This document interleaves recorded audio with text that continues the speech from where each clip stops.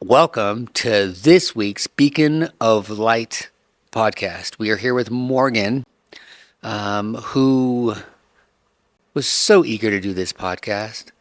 Yeah, that's sarcasm on her part and mine. So what I want to do is I want to go back to where it all started for you with your addiction. Okay.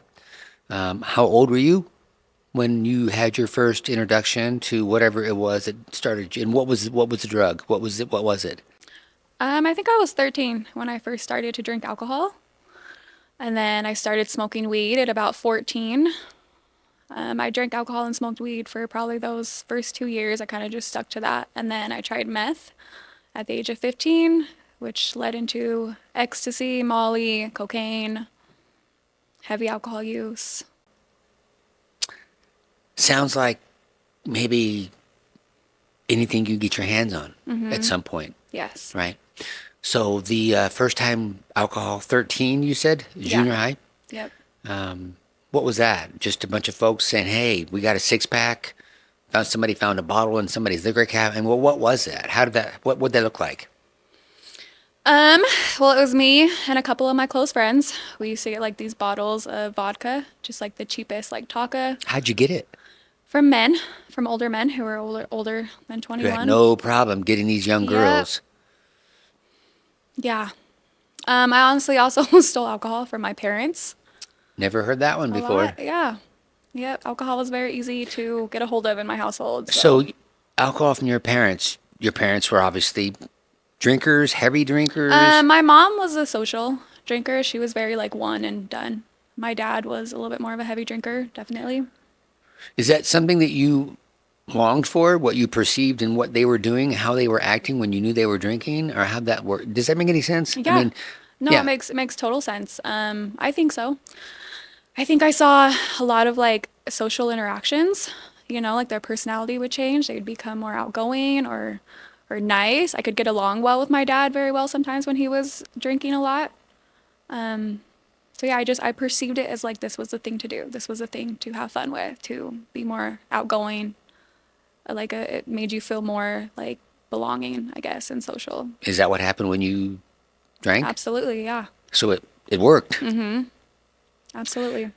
So then you say you graduated to, and I'm not taking anything from the severity of alcohol, right? I don't know what drug or alcohol, what is more destructive, really.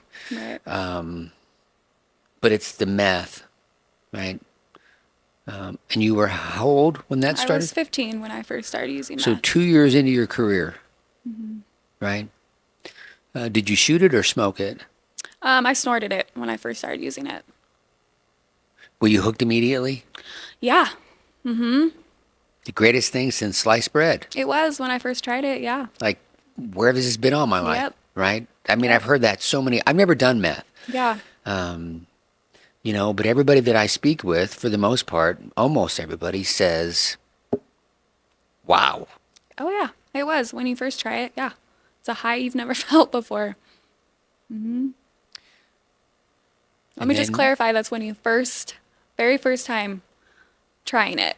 That like it's not like that every time you use it. After all, it escalates very. well, I mean, Okay. I think Can we it's, cut that part out? no, this is good stuff. I mean, really, because I think what happens, don't cut that part out. I mispronounced the word. What's that? I mispronounced that word. What word? Escalade? De-escalade? No, De-escalates? that's fine. That's what I It's meant to okay. It say. escalated. Yes. But I want to go back to that very first experience with meth, that you snorted the meth. You were thinking, I found the wonder drug. This is the blue pill, right? Do you think you were addicted from the get-go? Um, I mean, looking back, probably yes. I mean, I remember the first time I tried it. Um, and then after that, like a week later, I was like, okay, I want to get more. I want to find out a way to find this. And then it was just like Meth for me turned into like the party social drug very quickly. Meth in conjunction with alcohol, Yeah, meth and alcohol. or meth and anything you can get your hands on. It was mainly meth and alcohol. Okay. I mean, I would, do cocaine, Molly, but I was always trying to find meth. Meth was the one. Yep. And this goes on for now. I mean, okay. So when the meth started, it was at the age of 15. 15. Now let's go to 15 till at some point you're like, wait, this isn't working. Something's, you know, right? In other Yeah. words, you recognize this is a problem, and that you've got to address, but maybe you can't because you're hooked. What what age are we talking about for that? Ish. Um, I don't know. I think when I finally started to realize it was a problem, um, was probably after I had my daughter. Who is Like, now 10, I she think? is 10 years old now. Yes, yeah. So I got pregnant with her when I was 19. And I think just before like 19, I didn't really see my using as like a big problem. My excuse was, oh, I'm young. I have every right to party. I have every right to go out and use and drink. So I was getting in trouble. I was getting in trouble with like the law as a minor, like alcohol tickets, stuff like that. But I think as soon as after I had my daughter, I was clean for about 18 months and I ended up relapsing when she was, I think, close to the age of 2. So did you stop when you got pregnant? I did. Yep. Yeah. My mindset was I'm gonna be sober from this day on. From everything? Yeah. And Cool. I really wanted that. And then I Yeah. ended up, So you get pregnant, this isn't happening anymore, and you stop. yeah. You said 18 months, right? And Yeah. then I want to go back to something that you just said, right? I have every right. What does that mean? Talk about that. I just felt at the time like I had like no one else to be responsible for. That I was young. This is what you do to be like socially accepted. This is what you do to have fun. This is what you do to live your life to the fullest, was my belief system, that I was doing everything right. Like if I wasn't out partying, if I wasn't out using drugs, drinking, you know, I I wasn't living my teenage years right. That was Because if you're not partying, you're not doing it right. right. And I also just I always felt like this like need to like belong, to be Be accepted. accepted. I never felt like I was enough, like my whole growing up. Well, let you in on a little news flash, right? So says pretty much every human being on planet Earth, Yeah. right? In varying Yep. degrees, Yeah. present Absolutely. company included. So your daughter's born, and I'm thinking, what, another 6 or 7 months? You're still, but are you thinking, now that she's born and she's not in me anymore, does that thought start creeping back in your head? Yeah, I started drinking, I think Like when she was about a year. it About a year started with the old. alcohol again. Yep. But I want to go back to when she is born and now she's not inside of your body anymore. You've had birth, you've given birth. Yeah. At some point, does your mind start telling you, right? It's free reign again because I'm not so much concerned with damaging this person that's inside of me. I mean, does that happen with you? Do Yeah. you start thinking, Not when she was first born. No. I mean, like that first year of her life, I was, concerned with being a mama? yeah, absolutely. I felt like being a mom, like her being alive, her being here finally, me being able to hold her, that was like my purpose in life. Now, were you and her father still together at that time? We were, yeah. Was he using? Um, I mean, he likes to say he wasn't, but yes, You he know, was. right? Yeah, he was. He actually stole some of my dad's pain pills and sleeping pills right after she was born. So, Right. yes. So it must have been a bit of a chore for you internally to know he's out using and you're not. It was, yeah, because at that time I was done with using. It made me very pretty angry to know that, he was Not even he giving a wasn't. shit enough to be Yeah. with you in sobriety. Okay. So I think you said about a year after she's born? Yeah. I started drinking, yeah. And then it graduated to I relapsed on meth, yes. I how long think after you started drinking? maybe 6 months. I can't remember Did you feel entirely, but guilty? yeah. So now you're not thinking it's my right like you were before, which I think is a way for acceptance, right? I think by Yeah. saying that, right? Agreed? Yeah. But this time when you relapse, it the feeling isn't the same.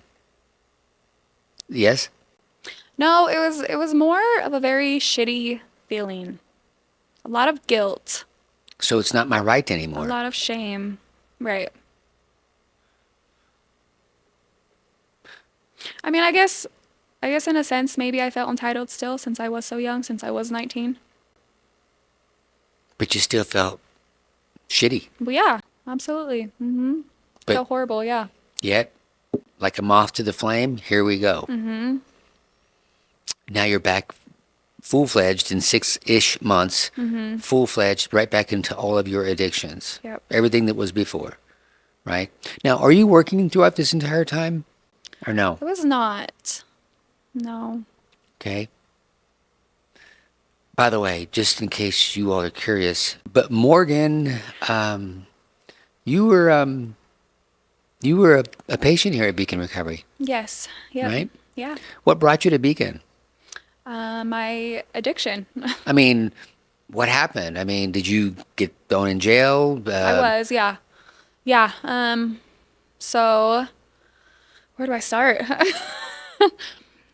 I guess I'll just talk about my most like recent relapse that led me to find Beacon. Yeah. Because you had many relapses prior to finding Beacon. I did, yeah. Okay. And yeah, I tried other treatment centers. It just wasn't working out for me. I just wasn't ready.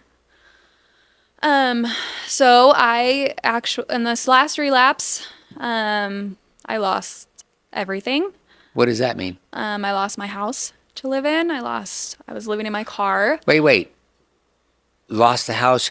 So were you living with your mother and or your father at that moment? So I was living with my mom. So me, my mom, and my daughter.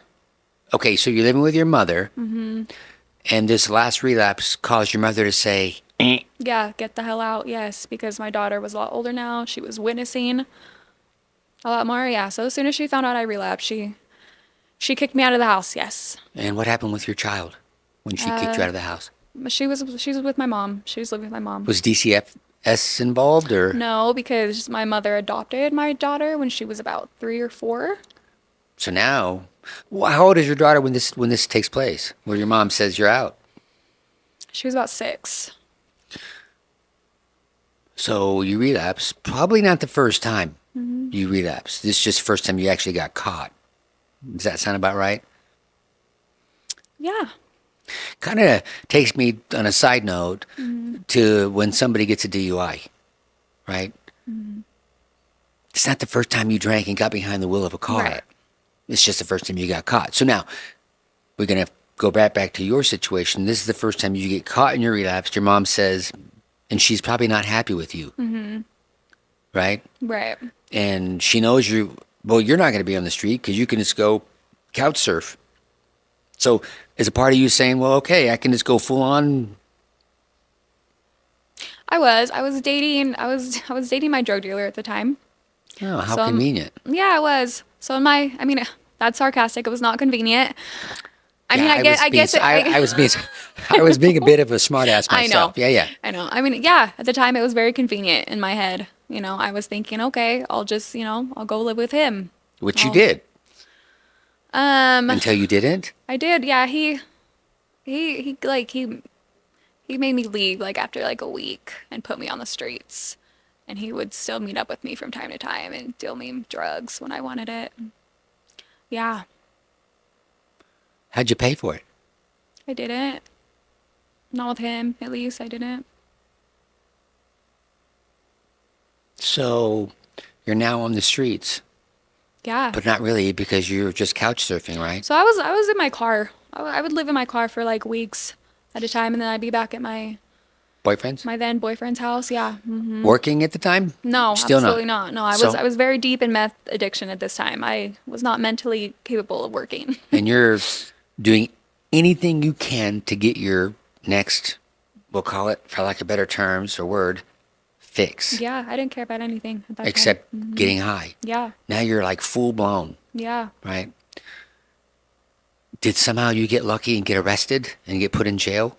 I did. I got arrested a lot during my time I was living on the streets and in my car.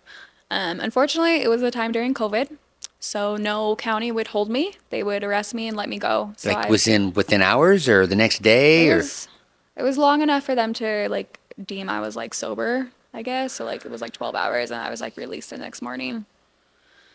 Yeah, so I was arrested, but I was not being held. Not long enough for me to get my mind clear and be like, what the fuck am I doing? detox? Yeah. Okay. So I would be arrested and released and go right back to getting high again. Yeah. See, this is kind of one of my problems with maybe the system then, because it's not like that now, right? right, But yeah. it was, yay for COVID. That was also sarcasm. So something happens though in the midst of all this that says I'm going to come because you said you tried other facilities, I did. Yeah. right? Like a few. Yeah. I did inpatient twice. And then I did intensive IOP about 3 different times. And then I came here to Beacon. Not trying to brag. You can brag. Well, I'm just going to tell. I mean, it's going to seem braggadocious when I say she tried other facilities. They didn't work. Residential as well, because you said inpatient. I So you yeah. did 2 residentials and 3 outpatients, which, Yep. by the way, Beacon Recovery is an outpatient. But they didn't work. Then, voila. Yeah. What happened to cause you to come to Beacon? Like I said, I hit my absolute rock bottom in addiction. Okay. Like I was living, I was on the streets in pure meth and straight meth addiction for about 2 years. I was on the streets, so I was at my rock bottom. Living in hell, yes? Yeah, it was absolute hell. I was But- perfectly okay with saying I'm gonna die. Like that was my fate. I was okay with dying. I wanted to die at that point, or I knew So- I was gonna end up in prison for many years. I'm just done, you say. Yeah, I was. Yep. And so I had like about like 6 warrants all across the state of Utah from like I think Vernal to Fillmore. At the same time? Yeah. Whoa. Yeah. I know Hey, when go big or go home, right? When I said COVID time would not hold me, that was the truth. Hey, So I even had a felony DUI and they still wouldn't. I know. for the alcohol or for the meth or for both? I think at the time it was for both. Okay. Yeah. Anyway, Wait, so felony. So this wasn't your first DUI then? It's yeah. Was it your third for the felony? Yep. Okay. By the Yeah. way, that kind of bugs. Just let me just take another side note. Why on earth do we wait to give someone a felony for their third DUI? What? I mean, because well, the first time you got remember we already talked about the fact that your first DUI. Let's go back to your first DUI. I'll ask you the question, right? Okay. Was your first DUI the first time you got drunk or was impaired and got behind the wheel of a vehicle? No, I was also very young. I was 18. Doesn't matter. Right. The point is, that wasn't your first go around with getting behind the wheel and jeopardizing your life or somebody else's Right. life. But here in the state of Utah, at least back then, we wait till the third DUI to get serious with you about, well, your addiction to alcohol or whatever it is you're getting impaired with behind the wheel of a vehicle. Does that kind of bug you a little bit? Because it really bugs the shit out of me, Yeah. right? Oh, and by the way, in between your first and second and third, you're getting drunk regularly behind the wheel of a vehicle. Those are just the times you actually got caught. Sound about right? Right. Yeah. System is broken. We've talked about this before, and I promise you we will probably talk about this again. That is absolutely FUBAR. Do you know what FUBAR means? I don't know. Effed up Okay. beyond all repair. No, It's a it military is, thing. yeah. Yeah, I mean, that's just messed up. Okay, so you get your third DUI, which is Yeah. now a felony, but you got all 6 of these warrants out for your arrest, and you're just living on the lam, right? Just kind of looking over your shoulder, hoping you don't get pulled over because you know if you get pulled over, you're going. And you don't want Right. that to have happen. Right. Right. What a great life you were living, huh? Right? Yeah, it was fucked up. Yeah. Watch your It language. was very dark. Just kidding. So, something happens that you get arrested. I did, yeah. Thank God. Right. I mean, I say this now, I'm very thankful, very grateful that I was actually held on one of my warrants, because if I wasn't, Might be I don't- dead. Yeah, I don't know where I would be today if I'd even be sitting here. So I'm very thankful for the system actually holding me on my warrant that time. Where was that? It was in Vernal. Was that in Yeah. Vernal? Yep, it was in Vernal. Yeah, they arrested me. They looked at my warrants and they're like, "We're holding you." And like I said, I'm very thankful for that. So I was held in jail for about 2 months, which was, long enough to, Detox. yeah, exactly, to get my mind clear and realize I'm going to die. And you're how old at this moment? Ish. I was 27, I think. Wow. 27, yeah. Okay. So how'd you hear about Beacon? Because nobody in Vernal is going to know anything about us, right? Right, yeah. So I mean, I'm not from Vernal. I somehow made my way there being homeless. So I was transferred to Salt Lake County Jail, and then I was released from there. And I have family that lives in Pleasant View and Brigham. My grandparents lives in Brigham City. They were the only ones at the time who were willing to say, "You can come live with us. We're gonna give you." Did you burned every bridge? I did, absolutely, I did. Yeah. Yeah. So they, luckily enough, they were like, "We're gonna give you another chance, to prove who you've always been." Before addiction, of course. Who we know you Yes, are. exactly. Yeah. Who they know I've always been. So yeah, they let me come and live with them. I was released on APMP, so I was on probation. So yes, I was court ordered to find. APMP is adult probation with handcuffs and badges Yeah. and guns. They can arrest you like any other police officer and cart you anytime. off to jail. Yep. Okay. Yeah. So yeah, I was released on probation. I knew I had to find treatment. If I didn't get into treatment, I knew I was going to go back to using. So I was in Brigham City. I called some other treatments. It just didn't seem like a good fit. I found Beacon. Because you just Googled us or? Yeah. Yeah. I think I talked to one of the office ladies when I first called, and then I talked to you. And I remember telling you guys I had like court still. I had like video court, and like I knew like I had to be in a treatment facility. I mean, you guys told me to come in like the next day. We'll be here for you for your court sessions, and you guys were extremely supporting. Like since day one, I mean, you guys were right there. You guys were supporting me. You had my back. Like you didn't want to see me back in a jail, so that's for sure. You didn't want to see me back relapsing. Well, I mean, I'd rather have you in jail than taking a dirt nap. Right. That's Yeah. what I don't want. Right. And it happens. You know it happens. Yeah. Oh yeah. Big time. Yep. Right? So how long were you in treatment at Beacon Recovery? I was here for a total of 9 months. Now, I want to make sure that you all that are listening to this podcast, people have asked, I've had lawyers and judges and people ask me, how long is so-and-so going to be in treatment? And I'm like, what? I don't know. Right? Because you know that there are other outpatients that you could be in and out of outpatient IOP in 30 days? Yeah. Which that's not long enough. That's just Yeah, blows it's me away. Exactly. Yeah. Right? I Yep. mean, how do you know? I mean, we do an assessment before somebody even comes in to get treatment at Beacon Recovery, but I call it an extended assessment. In other words, right? You know this as well as I. Do you know how to tell when an addict is lying? Yeah. How do you absolutely. tell? Their lips are moving. Yeah. I mean, really, right? I mean, Right. we're laughing, but No, I know. us, me, because I put myself, because I was an addicted person as well. Yeah. We're very manipulative. We are. Yep. We would do anything, and we get good at being manipulative with other individuals just to get what we want from that person. Agreed? Yeah. But it's an insidious life. So you come to Beacon, right? And you're in treatment for 9 months. Yep. Started at PHP. Back then it was PHP. Now it's known as HIOP, High Intensity Outpatient, which is the highest level of care we can offer at Beacon Recovery. And at some point, you lobby for or are told based on your progress, we're going to step you down to IOP. Yep. Sound about right? Yeah. Then at some point, we step you down to what's known as OP, which is the lowest level of care we can offer, right? Now, while you're at Beacon Recovery, you take a job over at the good place, the good folks over at UPS. Then you graduate.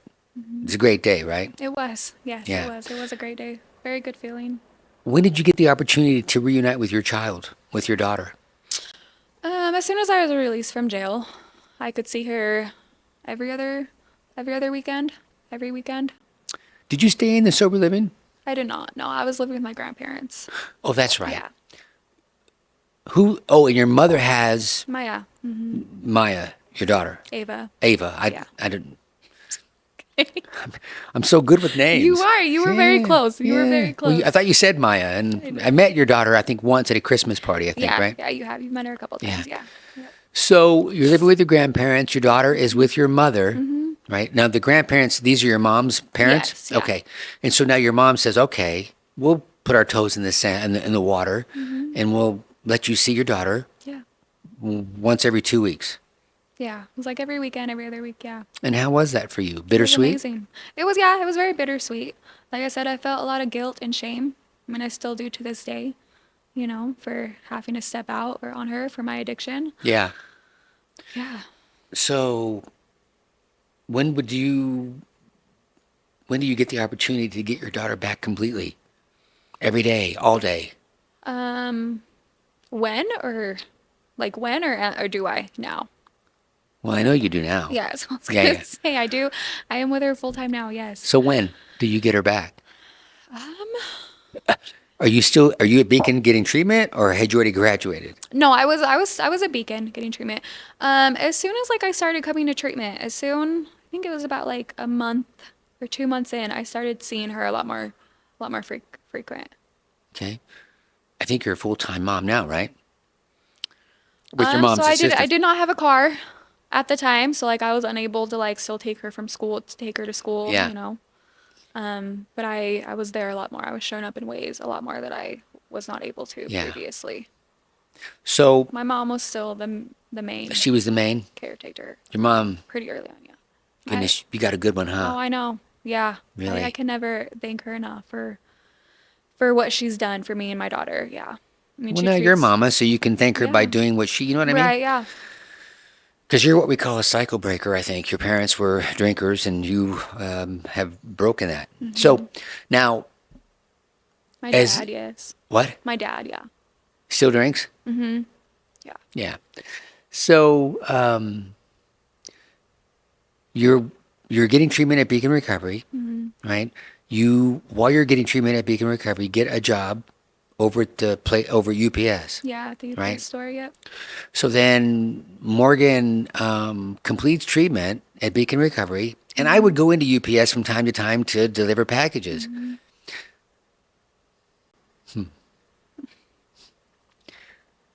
And the last couple of times I went into UPS, right?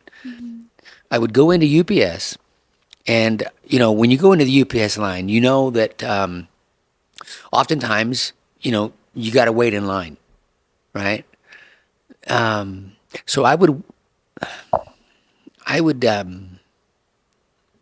wait in line, and I would watch Morgan.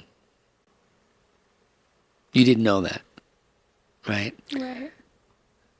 As you can clearly see, she is full of light currently, and I would watch this at UPS. And for me, that's it.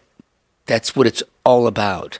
Because when Morgan came to Beacon Recovery, you were stuck in your addiction, right? There was no Yep. light, or very little light, right? Yeah. Do you know what I mean? Yeah, absolutely. So I would watch her at UPS, and a lot of this was long after you had graduated, because you've been over there for a minute. I was, Yeah, yeah. yeah. So I'd go in and I'd watch her, and then I would enjoy it because when you'd see me, right, you'd be like, oh, right. Sometimes you'd be one of those, like, hey. But I used to enjoy it, and for me, that's what this is all about. It's so much fun to see the light. Okay. So do you still work at UPS? I do not work at the UPS store Oh, anymore. you were working two jobs too, right? I was, yeah. I was, yep. I was working like 12-hour 12-hour days with my two jobs, Are UPS you store and then still cleaning. working two jobs? I am not. No, I am not. And I'm so thankful for that. I am so blessed, so grateful. I know what Morgan does, but we're just going to ask her. So, what do you do for a living now, I Morgan? work at Beacon Recovery. Huh. Yeah. What are you doing at Beacon Recovery? I am in the neurofeedback, a wellness coordinator right now. So you're what? A neurofeedback Yeah. administration tech? So Yes. she goes from full on addiction and running around, living on couch to couch, getting high whenever Yeah. you can, wherever you can, Yep. doing all kinds of stupid shit, right? Yep. Very. No daughter. Yep. Most of your family, except for your grandparents, are saying, yeah, you're out of here. Yeah. And rightfully so. Yeah. I mean, when I was in addiction, I was cut off from everyone. Yeah. Everyone. When I say I lost everyone, I mean I lost everything and everyone. Yeah. Wait, but you didn't lose everything Right. because you still had a chance. Right. You still had your life, Yeah. right? Very true. Yes. Yep. Right? I mean, that's a perspective that's very important. I mean, yeah, you lost what we always say this I lost everything, but you Yeah. didn't because, well, here you are right now. Right. And that's the objective at Beacon Recovery to assist individuals in not losing everything, meaning not taking a very long dirt nap, Yeah. right? Yep. So now you're at Beacon Recovery. Yep. Get to see your daughter every day. Yes. Your mom is Yep. happy Yeah. with her daughter finally. Your grandparents, oh my gosh, are they still alive? Yes. Well, my grandpa passed away in last January. So, but my grandma, yes, my grandma's still here. And you have all of your relationships are back intact. Yeah. My grandpa he was able to see me get sober, change my life around. So I'm grateful for that. Yeah. Yeah, I hear a lot from my family say just how proud they are of me. I'm in that line, Yeah. right? Of people that I get to stand in that line and say, "Good on you." I mean, really. So now, what do you say, Morgan, to?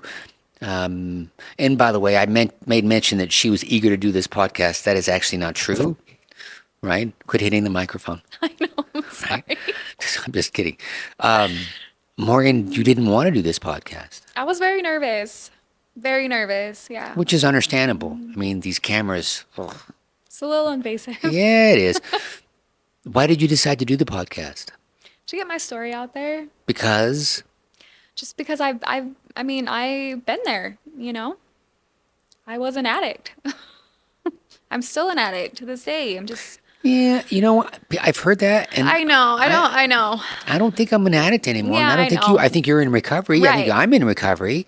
Yeah. I just don't think you're currently an addict because an addict in my world is somebody that is living that life of where do I go to get my next fix? Right, I know, and I totally agree with you on that. So Right? let me rephrase that and say that I was an addict. And now you're in recovery. Yeah. And you will be for the rest of your Yep, life. absolutely. Yeah. Yeah.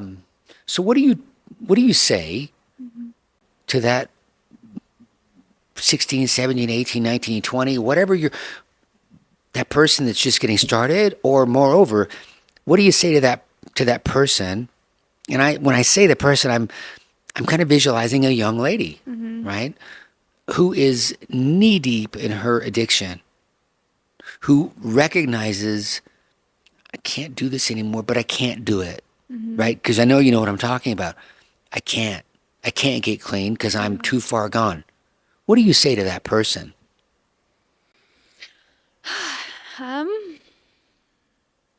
That you are enough, that there is so much more to life than wanting to get high, needing that next fix. I mean, it's hard to put it in words. I mean, I don't. Okay, Tony, I need help with this one. Can we cut this part? That's a deep question. That's why I That's a asked. very deep question. What would I say to someone who is deep in their addiction? Now, when you answer this question, here's the perspective I want you to keep. Is myself. I know. Well, and she literally is sitting, this person, I'm thinking once again it's a she, but it could be a guy. It doesn't, Right. I mean, this person is in hell and they don't think that they can do it I know. because, there's just so much work I've got to do, da da da da da da. What do you say to that person? I know it's a deep question. It's kind of why I asked. But moreover, I want to, and I've asked this question of multiple individuals that have been sitting right where you are, right? I want to hear your answer, your perspective on what do we say to that person that is hopeless at the moment. I know. And I mean, it's kind of hard for me to kind of, because I'm putting myself in perspective. When I was at my absolute rock bottom, I wouldn't listen to anyone, what they had to say at the time. I mean, like I said, I had to hit, my absolute rock, my bottom. I had to like be at the lowest I've ever been for me to like finally realize like, okay, I don't want this anymore. I need to change. I need to change my life. But I mean, if someone just, if I don't know, I guess my whole life I just needed to like feel that like I was worth more than my addiction. I needed, I like, I needed to find the love in myself. I needed to love myself. I needed to know I was enough.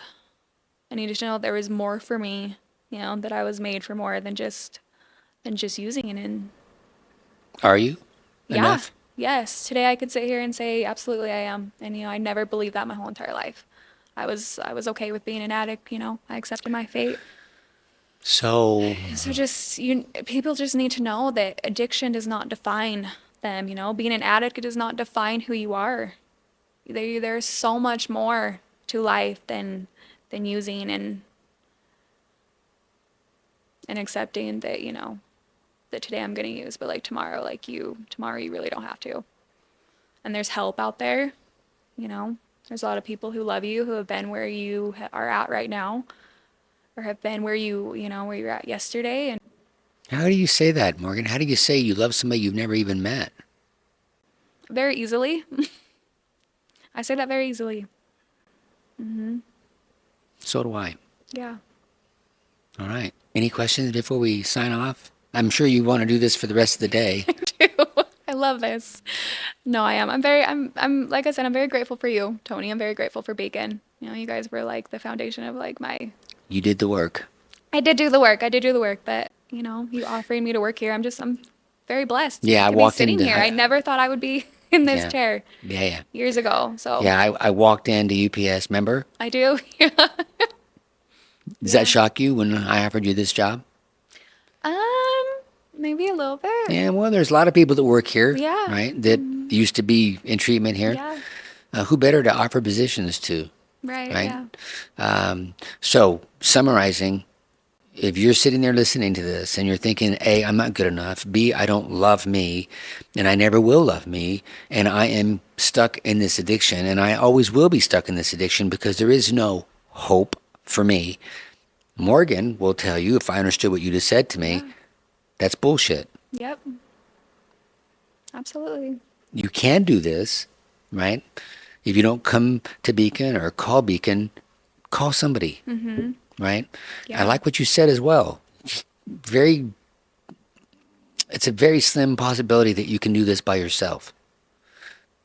My suggestion is don't be afraid to ask for help. Yeah. The help is there. Yeah. Okay. Okay, so I have one final question for you. Okay. Um, how long have you been clean? In 3 weeks, I will be clean and sober for 3 years. So you know the exact day? I do. Yeah. It was the day I was arrested 3 years ago, May 21st. Everybody always says this day. I have no idea. None. Right? I mean, I have an idea, but it's very vague. So in 3 weeks, Yep. So that's pretty close to your birthday. Yeah. Like, what, a month after your birthday? Uh-huh. Yep. Yep. Right? Okay, so 3 weeks will be 3 years. Yep. Yeah. What's next for Morgan? I don't know. There's so many possibilities for me still, for me and my daughter. Endless Yep.